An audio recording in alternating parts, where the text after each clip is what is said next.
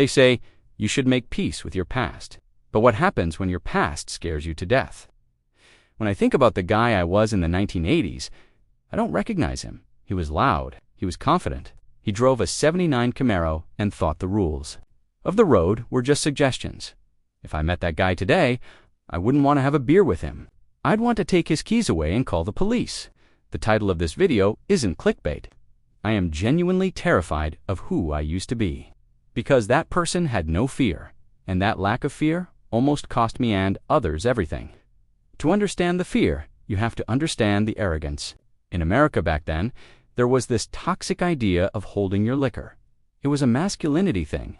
If you admitted you were too drunk to drive, you were soft, you were weak, so we lied. We lied to our friends, and we lied to ourselves. Remember nights, leaving a bar at 2 a.m. My vision was blurry, my reflexes were shot, but my ego was bulletproof. I'd get behind the wheel and tell myself, I've got this.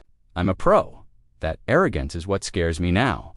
It wasn't just a bad decision, it was a character flaw. I valued my reputation as a fun guy more than I valued the safety of the family in the minivan next to me on the freeway. That is a hard pill to swallow 40 years later. The scariest part isn't the accidents I remember. It's the drives I don't remember. There is a specific kind of terror in waking up on a Sunday morning, seeing your car parked on the front lawn, mud on the tires, and having absolutely no memory of how it got there. Did I run a red light? Did I swerve into oncoming traffic? Did I cut someone off? I will never know. That version of me, the person I used to be, was driving a 2-ton piece of steel down the interstate on autopilot. I was playing Russian roulette with the universe, and the only reason I'm sitting here talking to you today, instead of sitting in a prison cell or lying in a graveyard, is pure dumb luck. It wasn't skill, it was luck. Sometimes I have nightmares. Not about monsters, but about physics. I dream about that split second where reaction time matters. The split second where a kid chases a ball into the street. The me from 1985 wouldn't have stopped in time. I'm terrified of him because he had the power to destroy worlds, and he didn't respect it. I mourn the person I could have been if I had killed someone. I would have been a murderer.